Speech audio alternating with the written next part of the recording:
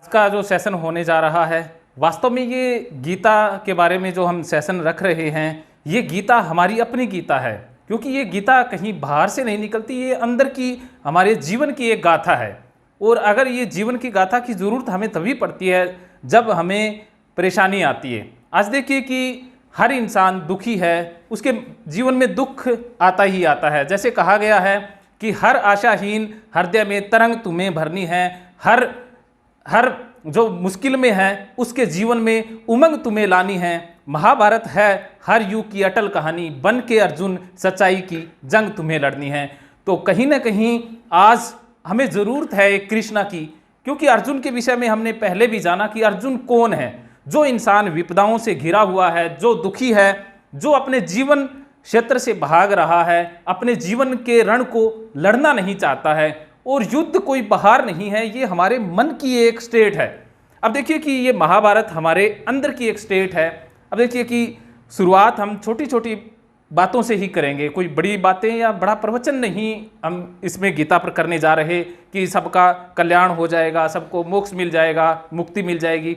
ऐसा कोई टॉपिक नहीं रहेगा। सिर्फ और सिर्फ आपकी और मेरी बात होगी और अपने जीवन की बात होगी। जो परेशानियां हैं वो कम हों, इसी विषय पर हम इसी संदर्भ में हम आगे ये सेशन शुरू कर रहे हैं, जो आगे जाकर के आज का एक डेमोन्स्ट्रेशन है कि गीता के माध्यम से कौन कौन सी परेशानियां सोल्व हो सकती है। इसी को हम आगे 7 दिनों में फिर कन्वर्ट करने जा रहे हैं कि एक एक श्लोक गीता का हमारे जीवन की सभी परेशानियों का हल है। और गीता के अंदर खास बात यह कि आपने कभी सोचा होगा कि गीता इतनी लंबी है, 18 अध्याय है, तो किसको ये याद होगी, किसने ये लिखी होगी, क्या ये ओरिजिनल गीता है? वास्तव में संस्कृत की एक खास बात रही है कि उसमें गायन है, गाया गया है। ये वास्तव में गीता गाई गई थी और गा करके हम चीज़ों को आसानी से रख पाएंगे। पुराने ज़माने में ऐसा था कि ये लिपि नहीं थी, तो गुरु शिष्य की परंपरा थी, तो गुरु अपने शिष्य को कुछ गा करके मंत्र देता था, गायन में थे, तो गा करके ही वो आगे बताया करते थे। तो ये गीता गाई गई है, बाद में उसके श्लोकों को हम हिंदी में उसके अर्थ के हिसाब से ट्रांसलेट करते हैं। तो एक कहानी से इसे समझेंगे कि वास्तव में गीता हम पढ़ें तो क्यों पढ़ें और इसको अप्लाई करें तो हमें फ़ायदा क्या होगा। एक बहुत बड़ा विद्वान था, उसे मीटिंग के लिए कहीं जाना था और मीटिंग ऐसी जगह पर थी, बीच में एक नदी पड़ती थी। तो अब उस इंसान ने नदी पार करने के लिए एक नाव किराए पर ली किनारे से। और जैसे ही वो नाव पर बैठा, कुछ विद्वान ऐसे होंगे, आपने देखा होगा कि जो विद्वान हो जाते हैं, गुणी हो जाते हैं, ज्ञानी हो जाते हैं, वास्तव में वो ज्ञानी नहीं, उनके पास एक नॉलेज का भंडार है, वो चुप नहीं बैठ सकते, अपनी बात हमेशा बीच में रखेंगे ही रखेंगे। तो उस इंसान से भी चुप नहीं बैठा गया। नाविक से वो पूछता, कहता तूने कभी ये जूलॉजी पढ़ी है क्या? वो नाविक बेचारा अनपढ़ था, वो कहता नहीं सर, मैंने तो ये जूलॉजी नहीं पढ़ी। वो क्या होता है? कहता वो एक विज्ञान होता है इन जीव जंतुओं के बारे में, यहाँ समुद्र से कोई जीव आ जाए तेरे को क्या पता। कहता तूने तो 1/4 जिंदगी बेकार कर दी। अब थोड़ी दूर चले थे, फिर वो नाविक बोला, कहता वो विद्वान बोला, कहते नाविक तूने ये एंथ्रोपोलॉजी पढ़ा है क्या? उसको बेचारे को कुछ समझ में नहीं आया। कहता नहीं साहब, मैंने ये लॉजी भी नहीं पढ़ी। हाँ, कहता मैंने ये लॉजी भी नहीं पढ़ी। तो वो कहता ये एक विज्ञान होता है, कोई चीज़ों के बारे में नया कुछ आ जाए तो तेरे को क्या कैसे पता चलेगा। कहता तूने तो कुछ पढ़ा ही नहीं, तो तूने तो आधी जिंदगी बेकार कर दी। अब इसी तरह से उसने बाकी जो एस्ट्रोलॉजी है उसके बारे में कहा। आखिर में क्या हुआ कि थोड़ी दूर चले थे, वो नाविक बोलता उस विद्वान से, कहता साहब आपने कभी स्विमोलॉजी पढ़ी है क्या? अब नाविक कहता नहीं, मैंने ये स्विमोलॉजी तो नहीं पढ़ी। तो कहता वो नाविक कहता देखिए आपने स्विमोलॉजी नहीं पढ़ी, अब आपका पूरा जीवन बेकार हो गया, क्योंकि अभी तूफान आने वाला है और हमें तैर करके बाहर जाना होगा। कहते आपने तो स्विमोलॉजी पढ़ी ही नहीं, तैरना आता ही नहीं, तो पूरा जीवन बेकार है। कई बार ऐसा होता है कि हम सब कुछ पढ़ लेते हैं, जैसे कबीर कहते हैं कि पोथी पढ़ पढ़ जग मुआ, पंडित हुआ ना कोई, 2.5 अक्षर प्रेम के पढ़े सो पंडित होए। कई बार हमें बहुत ज़्यादा पढ़ने की या इसमें फीड करने की ज़रूरत नहीं है, कुछ एक चीज़ों को हमें जीवन में अप्लाई करने की ज़रूरत है, फिर ज्ञान अपने आप उतर जाता है। वास्तव में हम ज्ञान इसमें भर नहीं सकते, ज्ञान जीवन से उतरता है। तो ये गीता कहती है कि जीवन में अपने आप में बस अपने आप को जान लो, या अपने जो सत्य है, मन का सत्य है, उसे पहचान लो। जो हमारा स्वधर्म है उसे पहचान लो। जो हमारा कर्तव्य है उसे पहचान लो, ज्ञान अपने आप आ जाएगा। अब देखा होगा कि जो अपने फील्ड में माहिर होते हैं उन्होंने कुछ बहुत बड़ा किया नहीं होता, उनसे हो जाता है। जैसे गीता में आएगा कि कर्म हम करते नहीं हैं, कर्म अपने आप हो जाते हैं, कर्म फूटते हैं अंदर से, क्योंकि बाहर का कर्म किया हुआ ज़्यादा दिन चलता नहीं है, बोझिल हो जाता है, कर्म बस अपने आप होते हैं। तो ये कर्मों का जैसे कहा गया ना कि तेरा जीवन का है कर्मों से नाता, और जीवन में तू ही है अपना भाग्य बिताता, जैसी लिखेगा कर्मों की रेखा, देना होगा 3 का लेखा। तो जीवन को हम अपने कर्मों से बनाते हैं, तो कभी भी हम अपने कर्मों से पीछा ना छुड़ाएं। अब देखिए कि जीवन में डिप्रेशन आता है कर्म त्याग देने से, जैसा अर्जुन के साथ हुआ कि वो कर्म छोड़ करके बैठ गया कि अब मुझसे युद्ध नहीं होगा, क्योंकि अर्जुन के मन का सत्य ही युद्ध था, क्योंकि क्षत्रिय का धर्म भी तो युद्ध करना होता है। इसी प्रकार चाहे एक गृहिणी है तो उसका धर्म क्या है, उसका कर्म क्या है, घर को संभालना, जो भी उसकी जिम्मेवारियां हैं वो हमारा धर्म है, जो वही हमारा कर्म है। तो हमें कर्म त्यागना नहीं है। तो अर्जुन को यही कहा था कि तू कर्म त्यागी नहीं बनना है, कर्म योगी बनना है। तो गीता के अंदर कर्म योग की जो महिमा बताई गई है वो सबसे अपरंपार है। आजकल देखा होगा कि सन्यासी बड़े बन जाते हैं लोग, वास्तव में वो घर के या जिम्मेवारियों से भाग ही रहे होते हैं, कुछ संभलता है नहीं, तो छोड़ते हैं कि ये संसार ही मोह माया है, ये संसार में जीने का फायदा नहीं है। वो सबसे ज़्यादा पीड़ित होते हैं, क्योंकि ना तो उनको संन्यास में कुछ हो पाता कि हम मन से नहीं भाग सकते, कभी भी हम खुद से नहीं भाग सकते। जो जंगलों में गए हैं वो ज़्यादा दुखी हैं, ये जो जबरदस्ती संन्यास लेते हैं वो ज़्यादा दुखी हैं। अब आपके मन में एक सवाल आ रहा होगा कि महावीर ने भी संन्यास लिया, बुद्ध ने भी संन्यास लिया। वास्तव में उन्होंने संन्यास लिया नहीं था, उनका अपने आप सन्यासी हो गए थे, अपने आप उनके मन से उतर गया था, चीज़ें अपने आप छूट जाती हैं उनसे, वो घर संसार अपने आप छूट गया था। अपने आप छूटता है संन्यास, घटता है अपने आप, जबरदस्ती नहीं होता। तो जीवन में जो सामने है उसको हमने जीना है, जो हमारे सामने है उसी कर्म में हमने खो जाना है, वही हमारे मन का सत्य है। अब युद्ध से नहीं भाग सकते, इसी प्रकार हम जीवन से नहीं भाग सकते। अब देखिए कि कर्म की हम बात करें तो कृष्ण ने एक श्लोक में ऐसा भी कहा है कि तेरा कर्म करने पर अधिकार है, उसके फल पर अधिकार नहीं है। ज़्यादातर दुविधा तभी आती है जब हम फोकस हो जाते हैं रिजल्ट के ऊपर कि हमें वो रिजल्ट चाहिए, वो कर्म छूट जाता है। कृष्ण ने एक बात और कही थी कि यहाँ तक अल्टीमेट लेवल हो कि कर्म का जो फल है वो हम चाह करके उसे भी आकर्षित कर लें, कि हमें पता है कि ये हमें फल चाहिए, उसको रिवर्स कर लें, उसके लिए ये कर्म करना है वही करें। क्योंकि कृष्ण ने जीवन में फल को प्राप्त किया है कि मेरे को ये फल चाहिए तो चाहिए, उन्होंने वो करके दिखाया। तो अगर हम कोई लक्ष्य ऐसा बना लें कि उसको वो चाहिए तो चाहिए, उसके लेवल के फिर हमें कर्म करने होंगे, और वो कर्म साधारण कर्म नहीं होते हैं, वो अल्टीमेट कर्म होते हैं और सब कुछ हो जाता है। तो ये सिद्धांत जीवन में देखिए कि हम बोझ या डिप्रेशन में या बाकी मानसिक परेशानियों में इसलिए जाते हैं कि कहीं ना कहीं हमने माइंड में बोझ बना लिया होता है, स्ट्रेस या परेशानियां। अब एक कहानी से इसे समझते हैं कि हमें पहाड़ पर चढ़ना होता है, आप चढ़ाई की होगी या नहीं चढ़े, तब हमें क्या करना होता है कि या फिर हम जहाँ भी यात्रा पर जाते हैं तो सारा सामान ही साथ लेके जाते हैं या जरूरी सामान लेके जाते हैं, तो जरूरी सामान लेके जाते हैं। उसी प्रकार चढ़ाई जब इंसान करता है, या चाहे वो पर्वत की चढ़ाई हो, कोई भी चढ़ाई हो, चाहे जीवन की चढ़ाई हो, तो हमें कीमती सामान या थोड़ा सा सामान की जरूरत होती है, और लास्ट में वो भी छोड़ देना होता है कि यहाँ से वो उतार देना होता है। जो पर्वतारोही है वो जानते हैं कि लास्ट में जाकर के जो कैमरा होता है वो भी छोड़ देना पड़ता है। वायु दबाव इतना कम हो जाता है कि ये कपड़ों का भी बोझ लगने लग जाता है। यही हाल इस मन का है। मन पे जितना ज़्यादा बोझ होगा, जिंदगी उतनी ही धीरे धीरे चलेगी, जिंदगी में कोई रजाकत नहीं होगी। तो ये बोझ हमें उतारना होगा।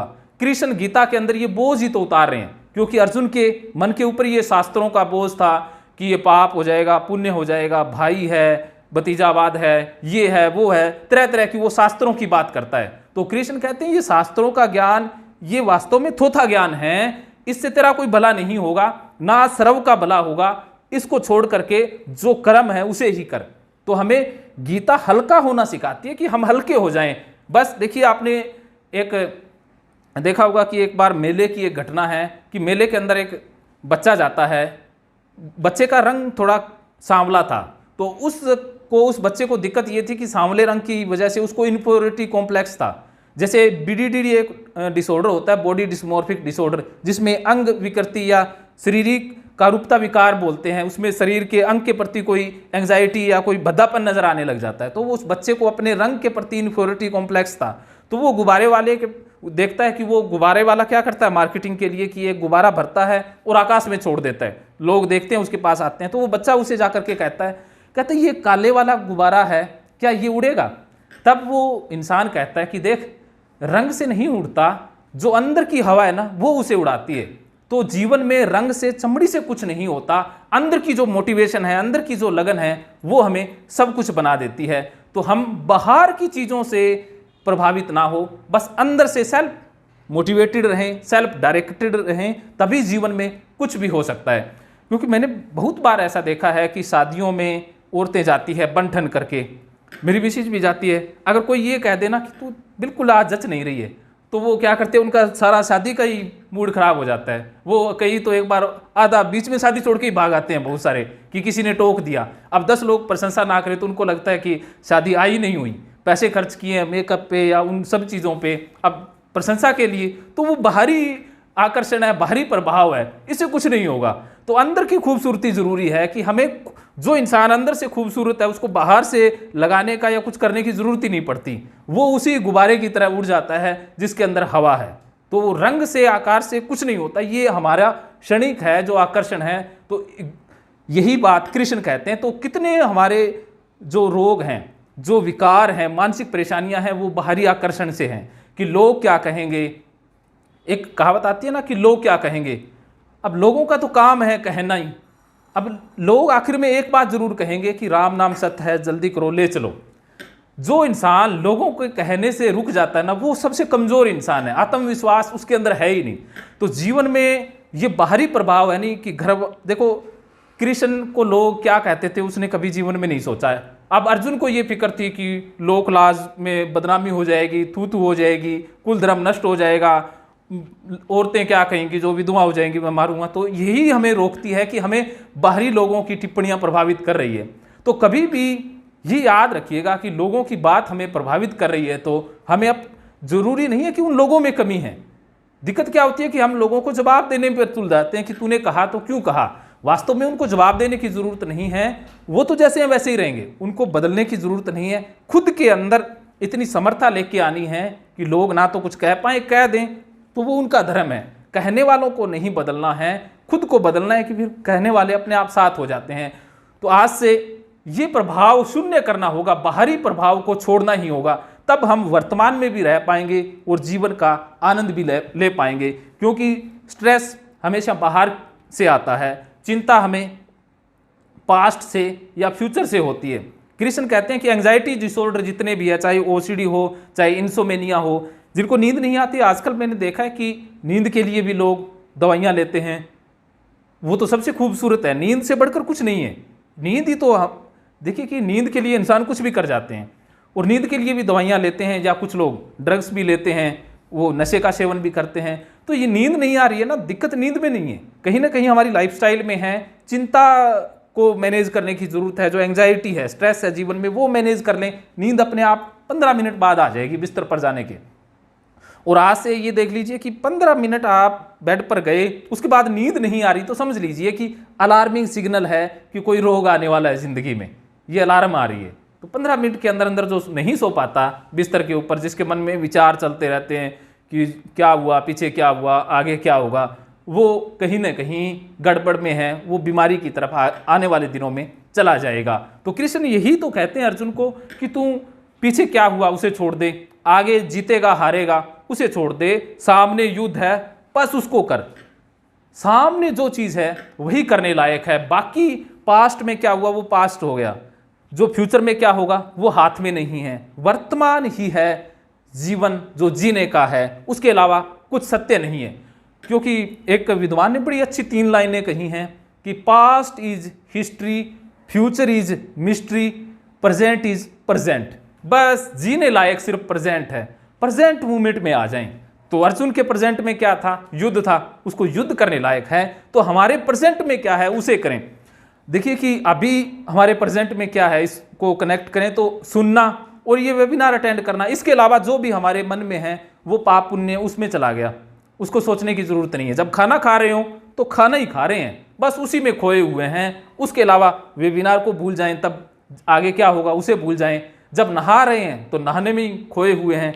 लेकिन ज़्यादातर होता क्या है कि जब खाना खा रहे होते हैं, ऑफिस में बैठे होते हैं, मन कहीं और होता है, शरीर कहीं और होता है। और जब ऑफिस में होते हैं, घर में घूम रहे होते हैं, कहीं और घूम रहे होते हैं। तो ये बीमारी है, ये बीमारी का एक लक्षण है। यही कृष्ण गीता में कृष्ण को श्लोकों से बहुत बार बताते हैं और कैसे इसे छोड़ना है वो पूरी प्रक्रिया गीता में दी हुई है।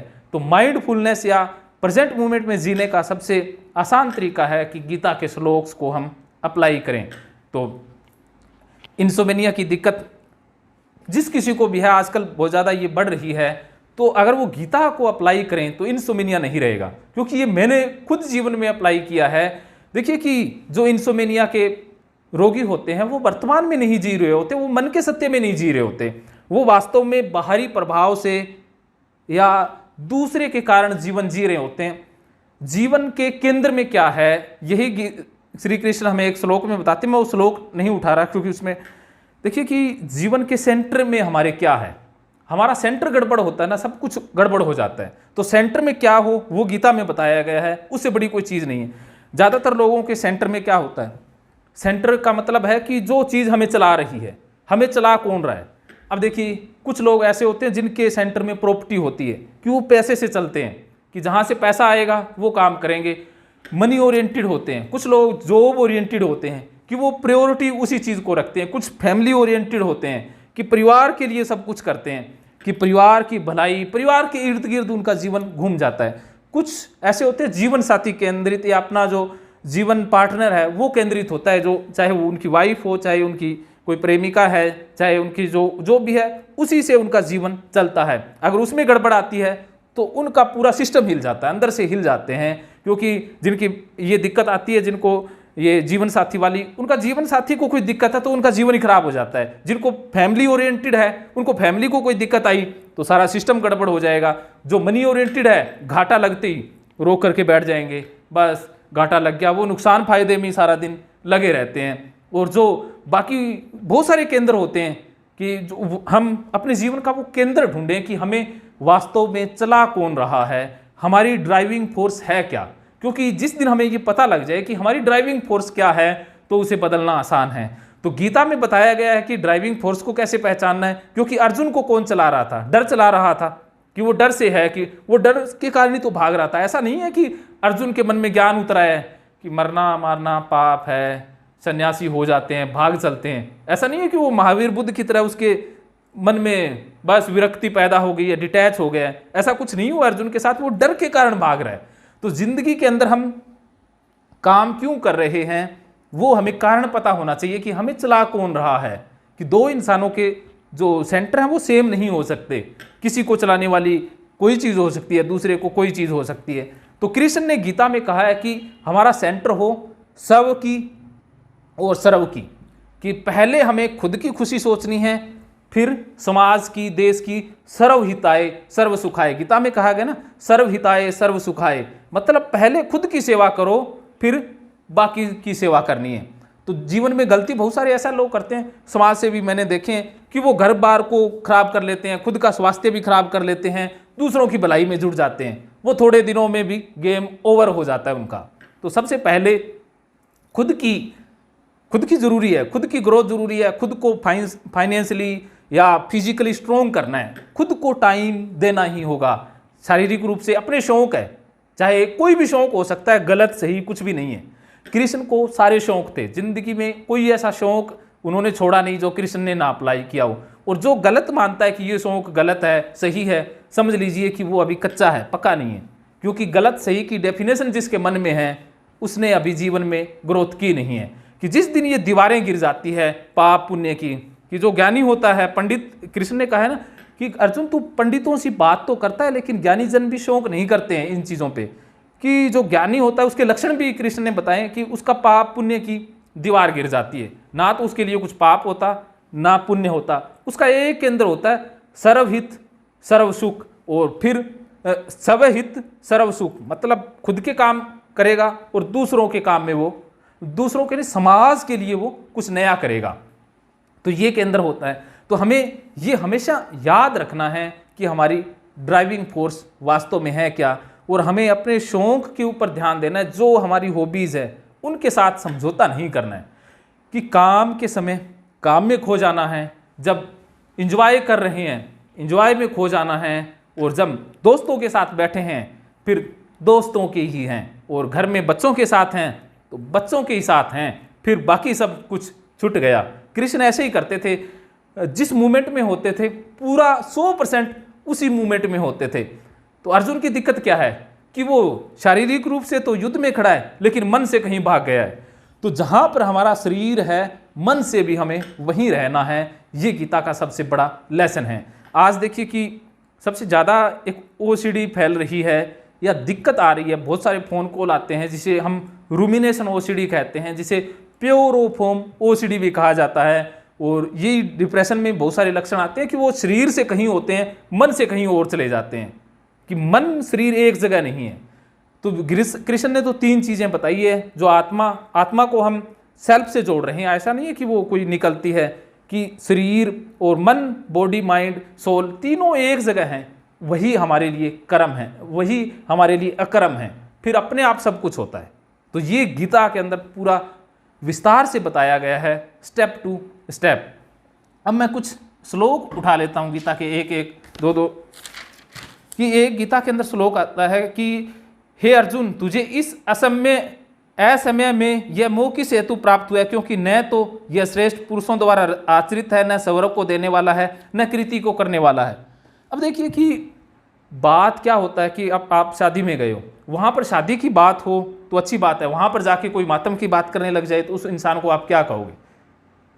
दिमाग से सरक गया। ये कहते हैं ना ज़्यादातर कि जहाँ जिस माहौल में है वैसा ही हमें काम करना है। अब कृष्ण अर्जुन को कह रहे हैं कि तू युद्ध के मैदान में खड़ा है, बात कर रहा है पाप पुण्य की, कि क्या होगा, मर जाएंगे, वो हो जाएगा, चाचे ताऊ हैं, ये असमय की बातें हैं, इस समय में ये जरूरी नहीं है।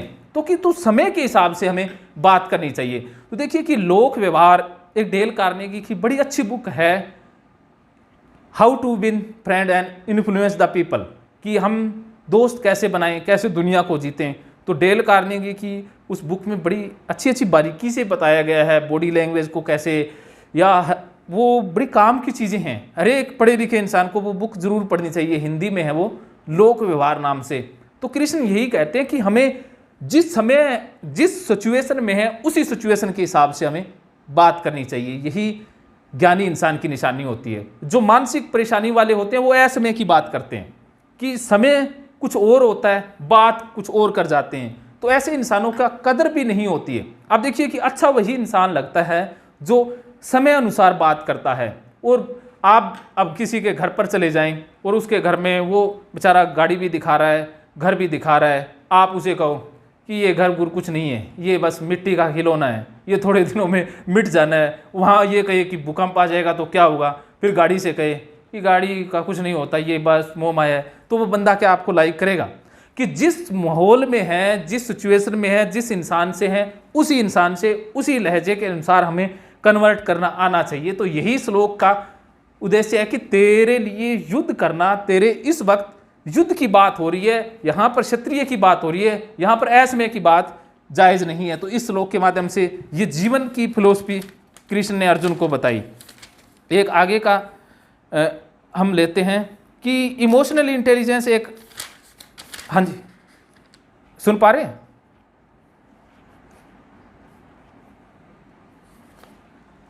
जी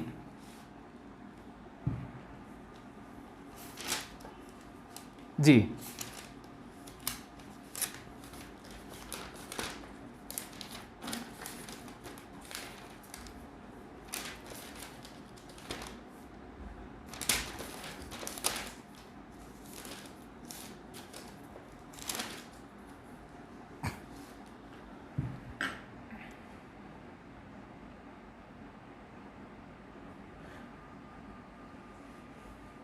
जी हाँ जी, आज के मैं इन्फॉर्मेशन दे रहा हूँ। ये देखिए कि इससे कोई आपको ये सुनने में बातें बड़ी अच्छी लग रही होंगी, लेकिन इतनी आसान नहीं है कि आपका जीवन एकदम से बदल जाए। इसके लिए ना हमें स्टेप टू स्टेप चलना होता है।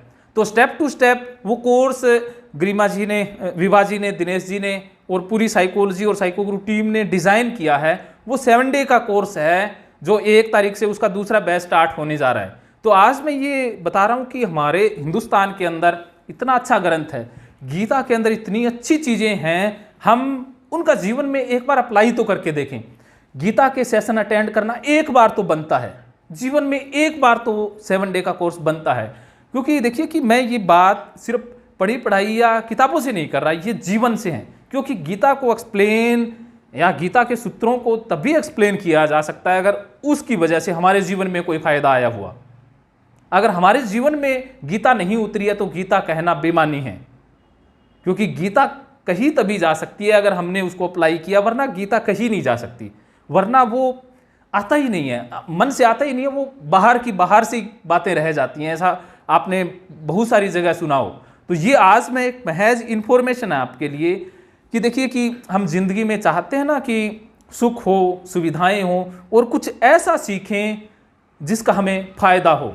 अब देखिए कि ज़िंदगी में कलाएं बहुत हैं, आपको बहुत सारे कोर्स, मैं किसी को भी मोटिवेट नहीं करता, ये हमारा उद्देश्य भी नहीं रहता कि किसी कोर्स की या किसी इंसान की हम आलोचना करें, ना ही संदर्भ रहता कि देखिए कि ज़िंदगी में आप ऐसा नहीं है कि सारे कोर्स एक बार कर करके देखेंगे तभी पता लगेगा कि कौन सा सही है।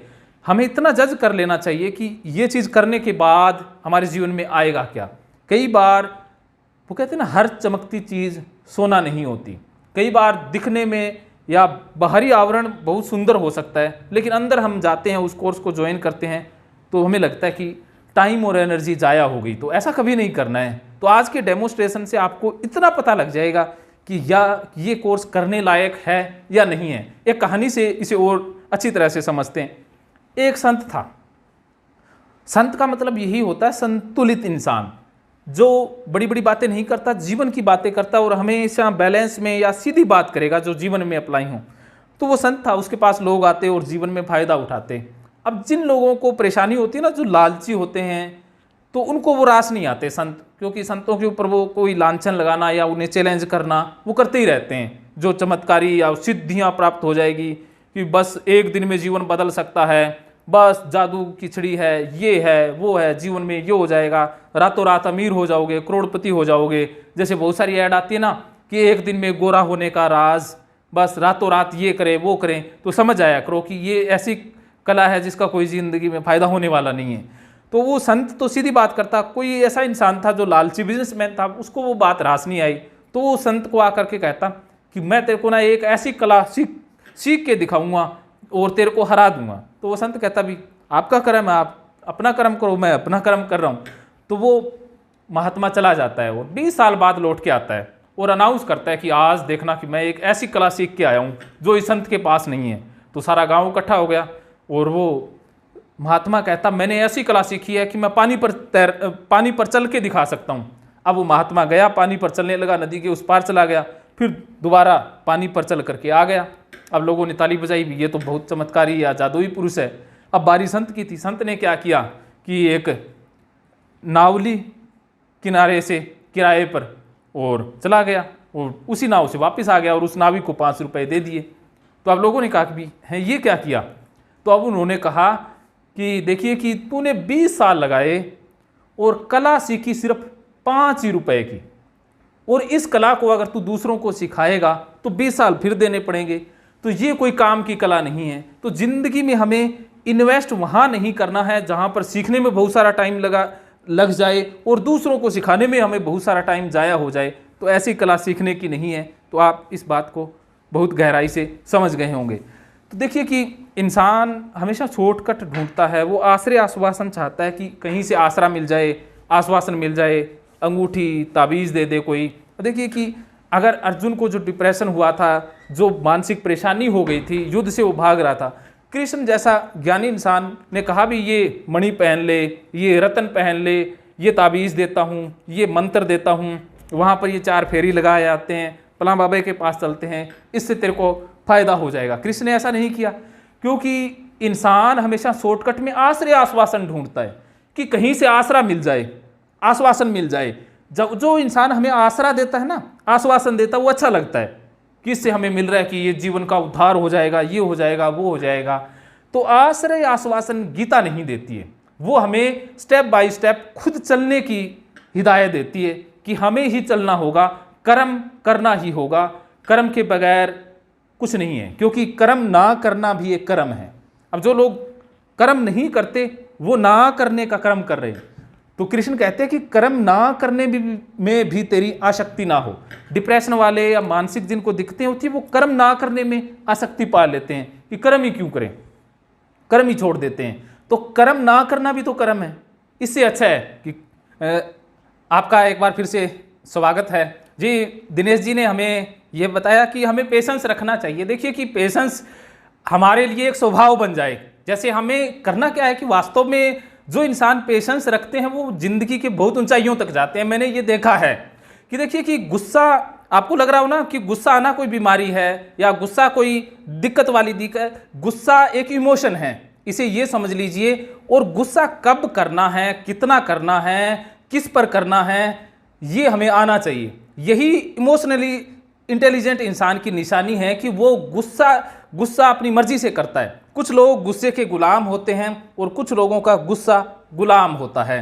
तो गुस्सा हमारे अंडर हो, हम गुस्से के अंडर ना हो। तो अब देखिए कि टेक्निकल एरर हमेशा आती है, हो सकता है कि सेमिनार हो भी ना। इसी बात पर एक मैं बात करता हूँ कि हमारा पेशेंस किस हद तक होना चाहिए। और जो इंसान थोड़ी सी देर में ही आग बबूले हो जाते हैं तो वो समझ लीजिए कि अभी ज़िंदगी में उन्हें बहुत ग्रोथ करनी होगी और बहुत सारी दिक्कतों का सामना भी करना होगा। तो एक कहानी से ये बात समझ आइए कि महात्मा बुद्ध का एक शिष्य था पूर्ण। तो पूर्ण वो बुद्ध के पास आकर के कहता कि मुझे बिहार के एक ऐसे इलाके में जाना है जहाँ पर मेरी आवश्यकता है लोगों को। तो महात्मा बुद्ध कहते वहाँ पर मत जाना, वहाँ पर लोग बहुत बुरे हैं। तो वो पूर्ण कहता इसीलिए तो मुझे वहाँ जाना है कि वहाँ पर लोग बुरे हैं, उनको सुधारना तो है। तब बुद्ध कहते वो लोग तुझे गालियाँ देंगे।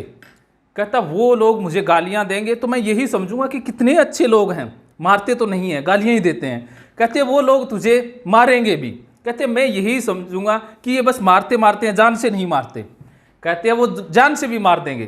कहता फिर यही समझूंगा भी इस जन्म में भूल चूक हो सकती थी, इन्होंने मुक्ति दिला दी।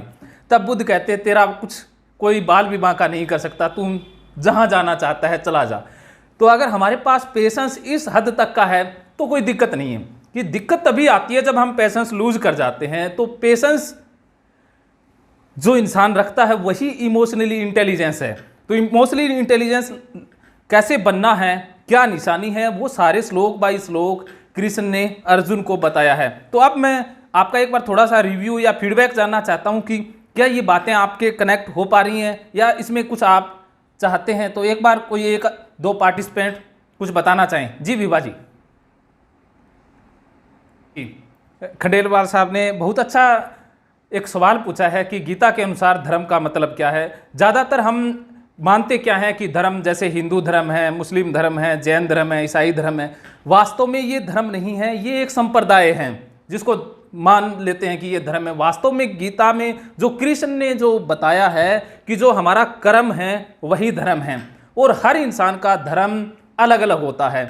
जैसे एक माँ का धर्म अलग होता है कि उसका बच्चों की देखभाल करना, परिवार को संभालना उसी का धर्म है। जैसे एक ड्राइवर का धर्म होता है कि गाड़ी की ड्राइविंग करना और उसको सही सलामती तक, अपने गंतव्य तक, डेस्टिनेशन तक पहुंचाना, ये उसका धर्म है। जैसे एक स्टूडेंट का धर्म पढ़ाई करना है। तो धर्म की परिभाषा इंडिविजुअल होती है, वो सार्वभौमिक नहीं है। क्योंकि एक बार भीष्म पितामह और कृष्ण की एक चर्चा हुई थी। क्योंकि भीष्म पितामह की दिक्कत क्या थी कि वो प्रतिज्ञा लेके बैठ गए थे कि मैं सिंहासन की रक्षा करूंगा और तो कुछ शादी नहीं करूंगा। तो वास्तव में वो धार्मिक नहीं है, वो अहंकार है। वो धर्म नहीं था उसका, वो अहंकार था। तो अहंकार और धर्म में हम अंतर नहीं कर पाते। तो धर्म वो है जो सिचुएशन के अनुसार डिसाइड होता है। अब देखिए कि आपके घर में चोर घुस आते हैं तो उनके साथ मुकाबला करना, उनसे लड़ाई करना, वो हमारा धर्म है। अब देखिए कि अब हमारे घर में कुछ ऐसे कुछ लोग हैं जो बच्चे को मारना चाहते हैं। वहां पर हम कहते हैं ना कि सत्य बोलो, ये करो, तो उस समय आपको पता है कि बच्चा कहाँ छिपा हुआ है, तो आप कहेंगे कि हम तो राजा हरिश्चंद्र हैं, सत्यवादी हैं, तो ये बता देंगे, उसको कभी नहीं बताएंगे। वहां पर वो झूठ बोलना भी हमारा धर्म है। तो वो सिचुएशन के हिसाब से है। तो कई बार मारना भी धर्म हो जाता है। देखिए कि आप किसी की रक्षा कर रहे हैं, किसी की इज्जत बचा रहे हैं, तो उसमें किसी इंसान को मारना भी पड़ जाए तो वो भी धर्म है। क्योंकि जैसे फौजी हैं वो कत्ल करते हैं, किसी इंसान को घुसपैठियों को मारते हैं, तो वो उनका मारना धर्म है। तो हर एक इंसान की धर्म की परिभाषा अलग अलग होती है। तो हमें अपना धर्म पहचानना कि सिचुएशन के हिसाब से धर्म है क्या। जी जी, आप संतुष्ट हैं? जी जी जी जी जी जी जी जी